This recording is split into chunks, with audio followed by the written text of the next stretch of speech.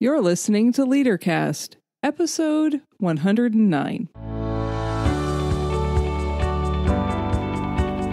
Welcome to LeaderCast, Transforming Missions podcast with Tim Bias and Sarah Thomas, providing you with insights and resources you need to lead a movement of Jesus followers.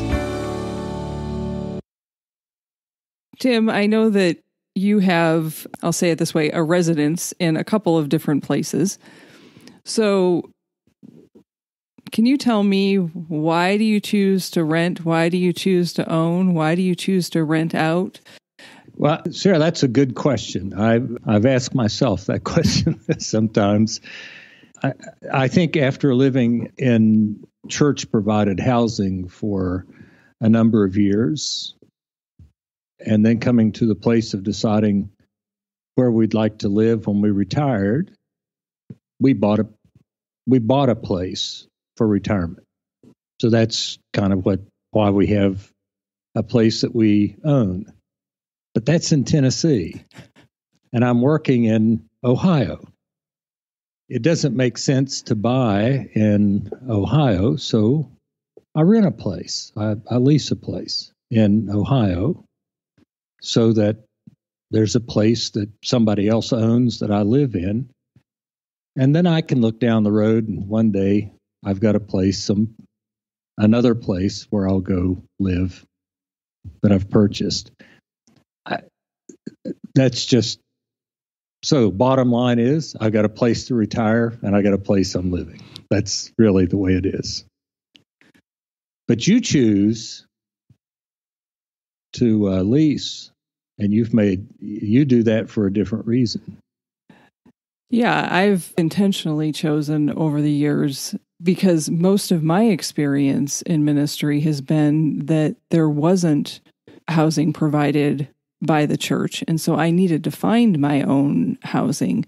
And as someone who is not married and my income is the work that I do for the church, I never wanted to be in a place where I had a mortgage payment that I was paying, and then I was asked to move someplace else, and I was moving into a parsonage, and so I didn't have the financial resources to be able to pay that mortgage.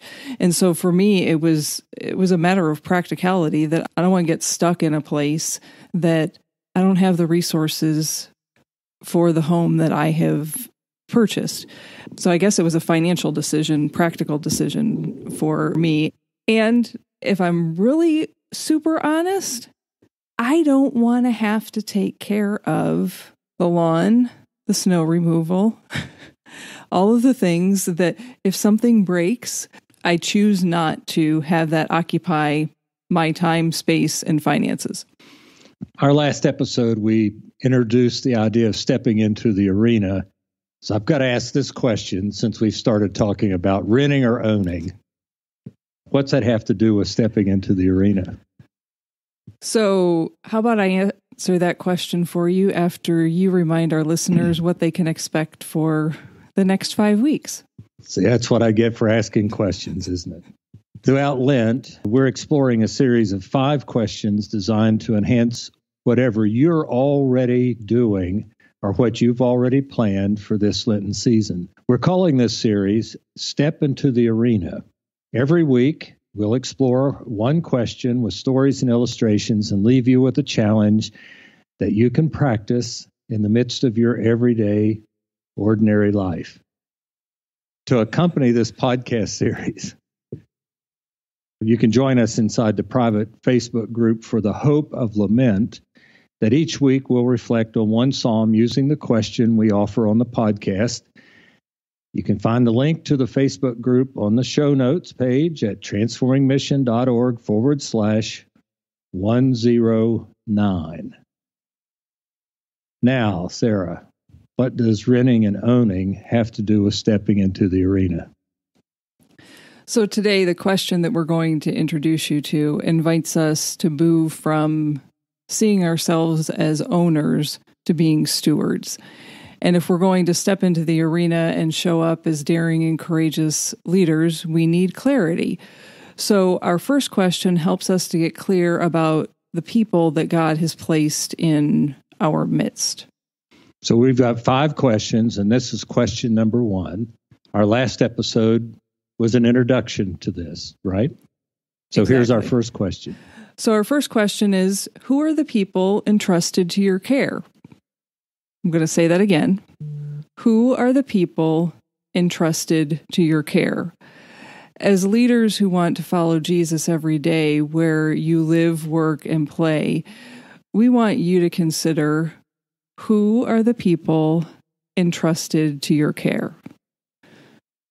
So it's like we're being stewards of people? Exactly. So think for a minute what we talked about at the beginning in terms of renting versus owning. An owner has the ability to rent.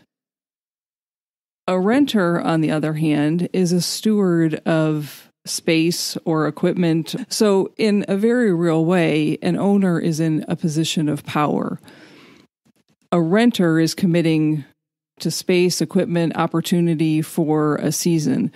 So you've probably rented a storage facility for a short term, or you were doing something on your lawn and maybe you needed to rent a tool to till the ground before you planted spring flowers. You didn't own those things.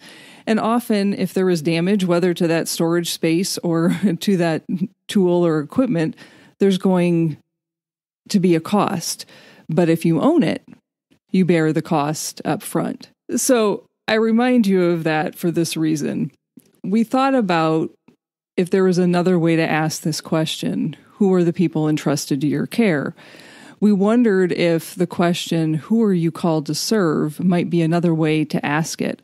But the reality is, even when we're serving with people, we've made a decision to serve. The people that are entrusted to your care implies that God is entrusting us with something.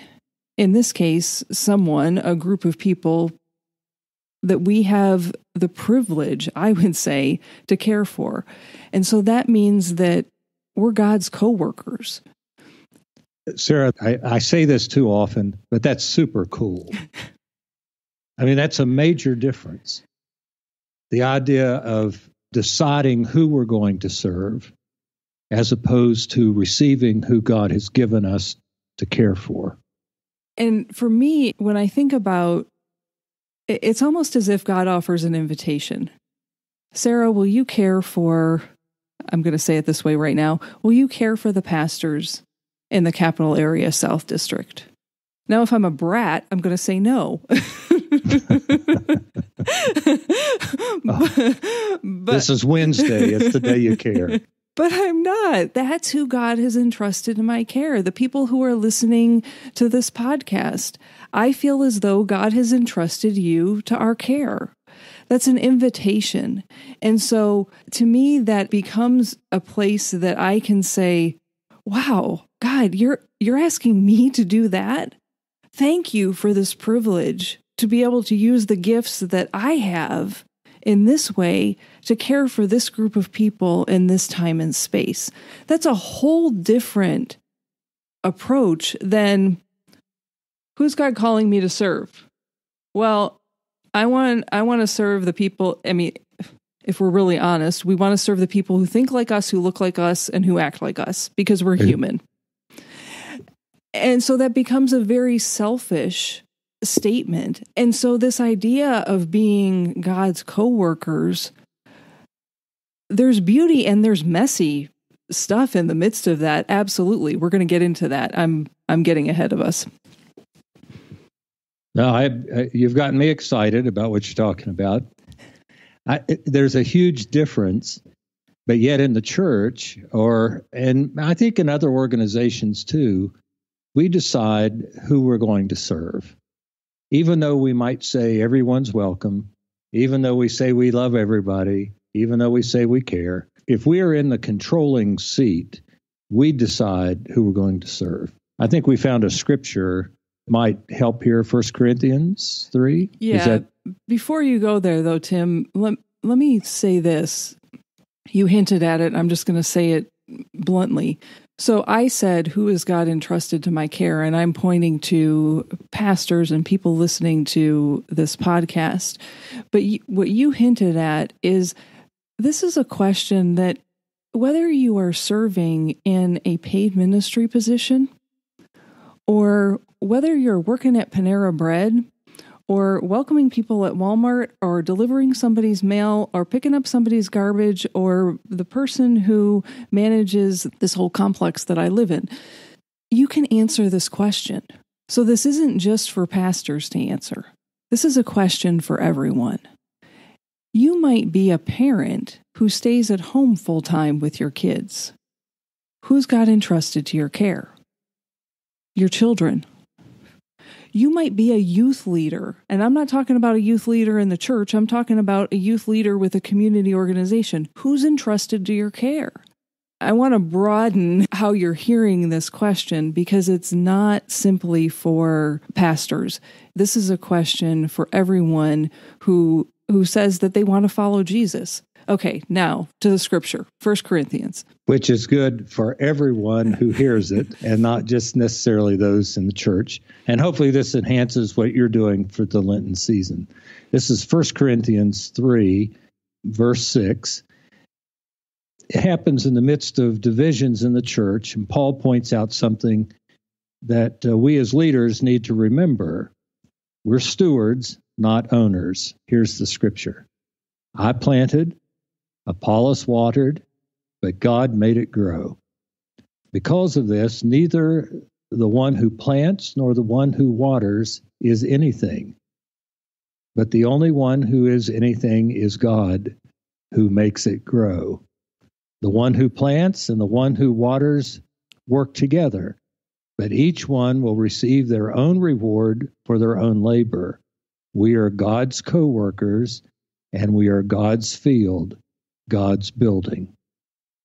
So what we're saying is, being God's co-workers, then today, we want to invite you to consider some things. I'm just going to repeat what Tim has already said and what I've said before. Be a steward and not an owner.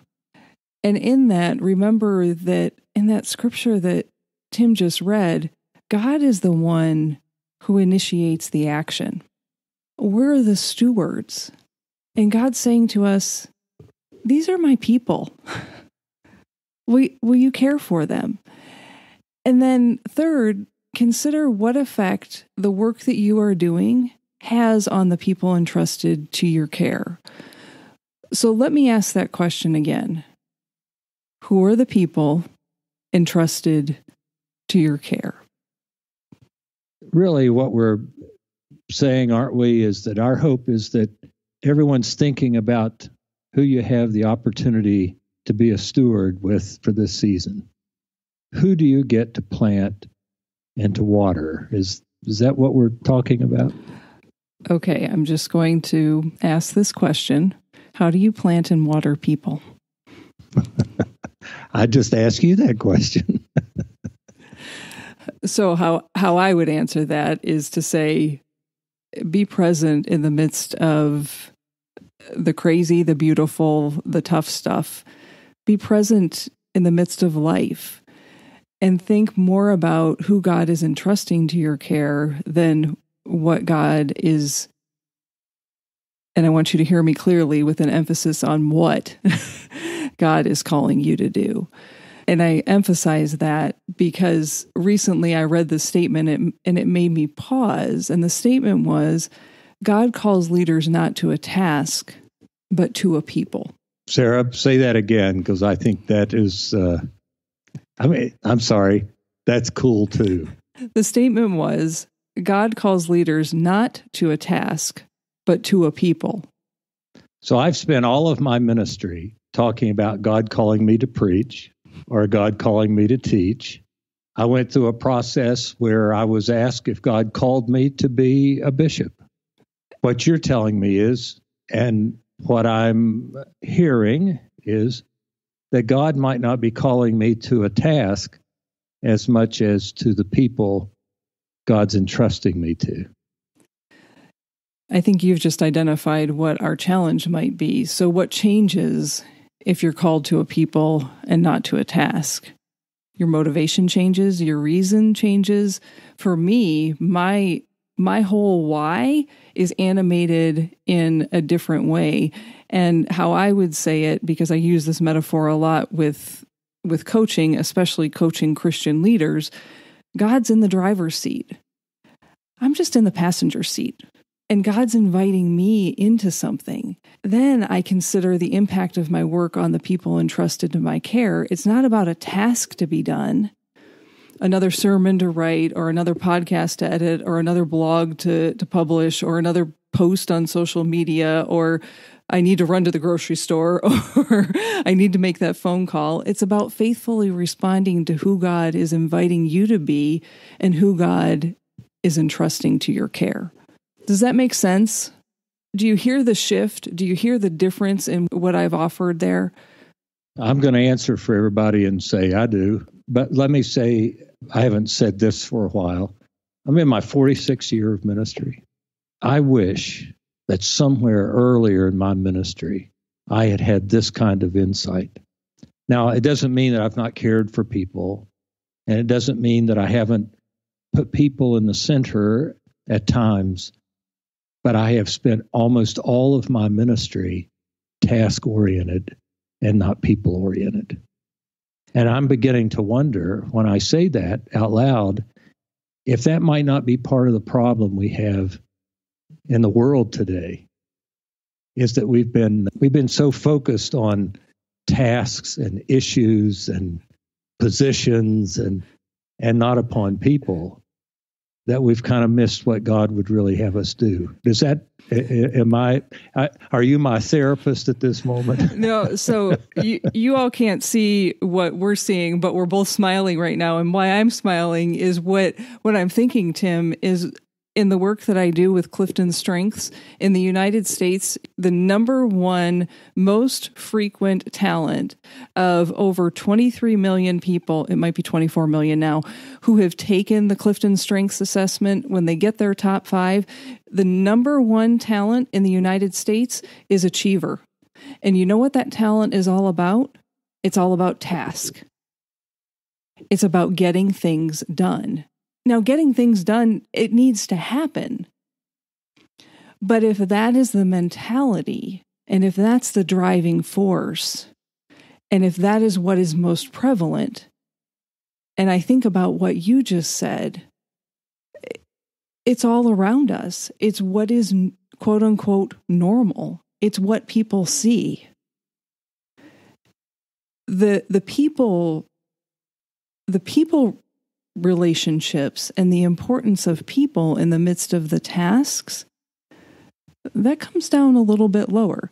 So before we go down that rabbit hole, let's move on to the challenge for this week. But I think you hit on something important there, and I just offer the piece about the achiever talent as a bit of evidence. That's the reality that we're dealing with.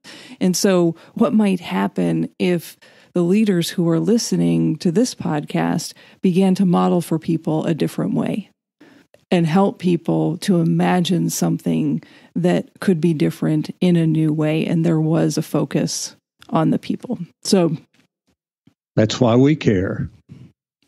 So this week, here's our challenge for you. And to help you reflect and act on your response to this question, who are the people entrusted to your care? And Tim said it, and I'll say it again. We really want this series to come alongside whatever you're already doing, whether it's during Lent or at another time, to come alongside your everyday life. So we're going to walk you through a series of questions, and I'm going to invite you to hit pause on whatever you're doing and however you're listening to this podcast after each of the questions to really be able to name them and experience them. Now, if you are driving, don't stop and write in the midst of driving. Please just listen to the podcast and then come back to the questions after. I'll mark the time spot in the show notes so that you can jump right to it. Tim, you want to give us the first question? Who are the people whom God has entrusted to your care?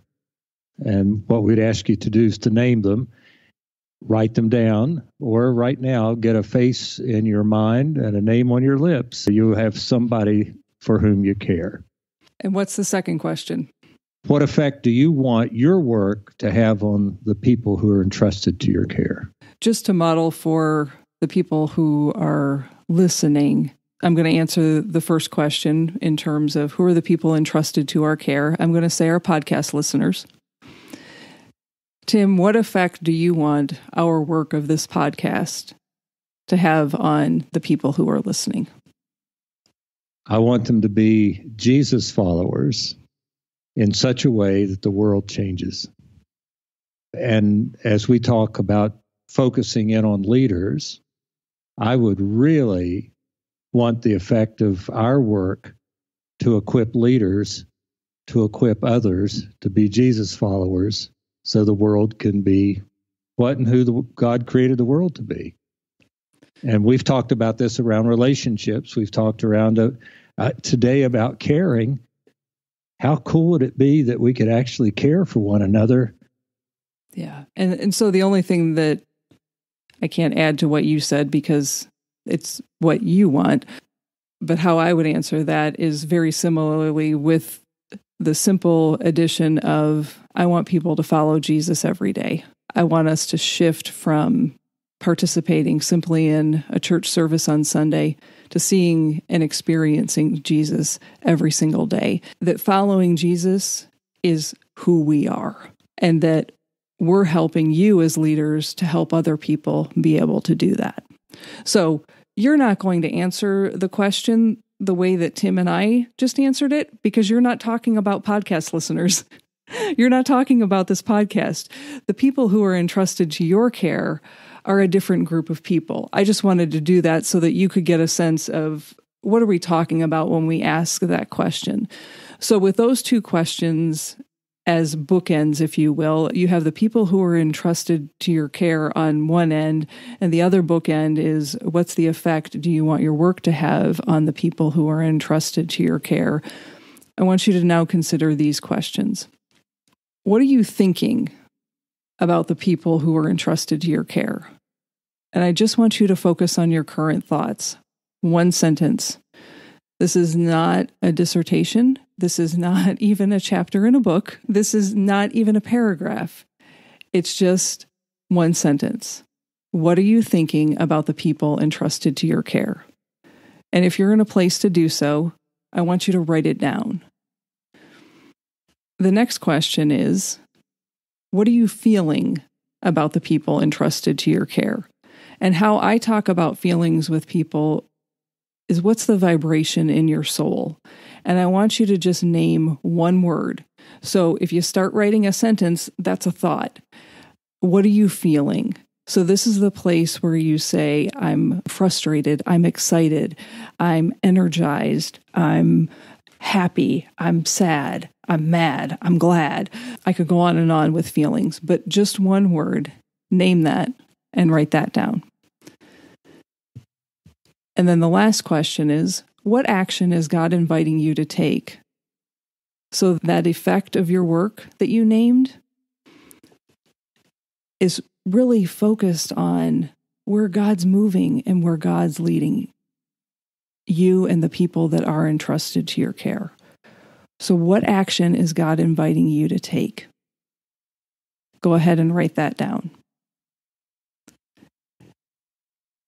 And what I want to say to you is if when you wrote that down, your thoughts, your feelings, and your actions, and you got to the actions and you went, yeah, there's not alignment here in terms of what I'm thinking and feeling and the effect that I really want to have and what God's asking me to do, it's time to reckon with what's going on and start digging in or peeling back the onion, if I can use that metaphor, of what thoughts need to shift.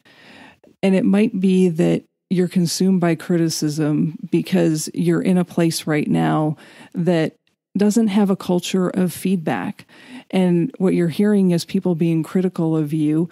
And what I can tell you from the work that I do around Dare to Lead, that's leading to shame and it's leading you to self-protect. And so you're not open to what is happening.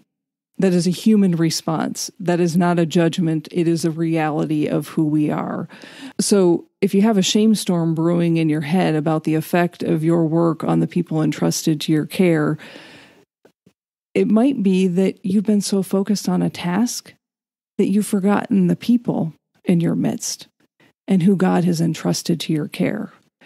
And so then again, another shame storm starts to brew. Or perhaps your thoughts are always healthy and whole. Wonderful. Move on to the next question. What feelings need to shift? And here I would ask you to consider, is the emotion that you named, do you see that as a positive or a negative? Don't get wishy-washy here on me. Just name it as a positive or a negative. If you're frustrated, that's negative. We don't want to be frustrated. God doesn't want us to be frustrated. If you're happy, that's a positive emotion. That's a life-giving thing. So is what you identified in the previous question around your thoughts impacting how you're feeling? And here's what I'm going to say to you. It is. So play dress up for just a moment. Try on a different thought. And remember, you're a steward of God's creation.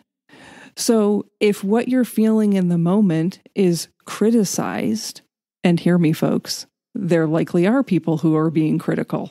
I'm not denying that fact. Again, it's our human nature. But what would happen if you started to think, you know what? This person is being critical, and there's nothing that I can do about their criticism. But what I can do is how I react to that criticism. And if this is someone who is entrusted to my care, what's the most loving thing that I can do in this moment to help them understand that what I'm hearing is criticism, and so I'm not able to hear the feedback? Can we try that again? I think we've called that a rumble, haven't we, Tim? We have, yes. So there are people entrusted to your care who need value and anticipate experiencing the presence of God with you. If your feelings are negative and not God-centered, perhaps the question and what you need to try on and play dress up in this moment is, how do you want to feel about the people entrusted to your care? Do you want to love them? And folks, I'm asking that question because there have been moments in ministry that I have had to stop myself and say, you know what? I'm at a place right now that I don't want to love these people because it takes effort. Was that a selfish statement and a selfish moment in my mind? Absolutely, it was. But it was the reality of what I was feeling. There have been other moments that absolutely I wanted to love the people that were entrusted to my care, and I did everything that I could. And in that loving, I poured out everything that I had, and there was nothing left of me. And neither one of those are healthy places to be. That's just a Sarah opinion. Perhaps a little bit of meddling. Finally, the last question is, do you need to shift any of your actions? What do you need to stop doing or start doing? Perhaps you've been sitting in the driver's seat. Perhaps you've been that owner trying to control what is happening. And the action that you need to take is to sit in the driver's seat so that God can be the actor and you can be the steward. Man, you've stirred up a lot of thoughts for me. I've got two things I want to say, and I'll try to do them quickly. One of the things that stirs up with me is this doesn't have to pertain to the church. And that's what we said early on. It could be any place that we are, anywhere that we've been given the opportunity to care. And I think one of the things that happens in our culture is that in a job where we're employed may not be the place where we think about caring. But I saw this at a grocery store recently. It was an elderly man. He was not well dressed. I mean, he was all wrinkled. He was disheveled. He was having trouble with the self-service checkout machine. The clerk came over to help. And she was kind of curt, short with him. It was obvious that he was a bother to her. But when he finished, he looked at her and thanked her. I appreciate you helping me. He said something like that. And her response was, I'm going to say, came out of a task. She said, it's my job. And he said, but it was me that you helped. And I know he didn't hear her when he walked down, but there was a transformation. Because when he walked by, she said, "That was nice. That was good." That's somewhat of an example of what we're talking about. Yeah. Moving from task to caring, and God will show up in a way to remind us if we're really trying. So God uses an old man to do that. Yeah, the story that you just named, Tim, is a wonderful example of shifting the thinking. Right. You know, we don't know what she was really thinking, but in your story, if I were to name, she was thinking about a job. She was thinking about that task. But he called to mind that he is a person, he is a human, and he has value. And his very presence in her midst, by her helping, led to that transformation and led to her feeling and experiencing her work in a different way. My guess is that simple action is going to lead her to respond differently to the customers who are in that line having difficulty the next time. And maybe the next time he shows up in that checkout line and he runs into trouble again, there will be a different interaction that happens between him and her. That's transformation. And so for her, when I think about the question for this week, who are the people entrusted to your care? For someone who is working the self-checkout lane at the grocery store, it's the customers. Those are the people who are entrusted to your care. So that's what we want you to practice this week. Whether you go through all of the questions that Tim and I have walked through in the second half of this podcast or not, what we really want you to do is practice answering the question, who are the people entrusted to your care? Answer it before stepping into a meeting. Answer it before the start of a Bible study. Answer it before returning a phone call. Answer it before preparing to preach. Answer it before you punch the clock and step into that checkout line to serve the people who are the customers at the grocery store. Because when you do, you'll step into the arena aware of who God has entrusted to your care and focused on the effect of your work and what it has on the people entrusted to your care. Well said. So once again, I'll remind you that you can find show notes for this episode, including a link to the Facebook group where we're exploring the hope of lament alongside this question for this week, who are the people entrusted to my care? You can find that at transformingmission.org/109. So go lead a movement of Jesus followers. Bye for now.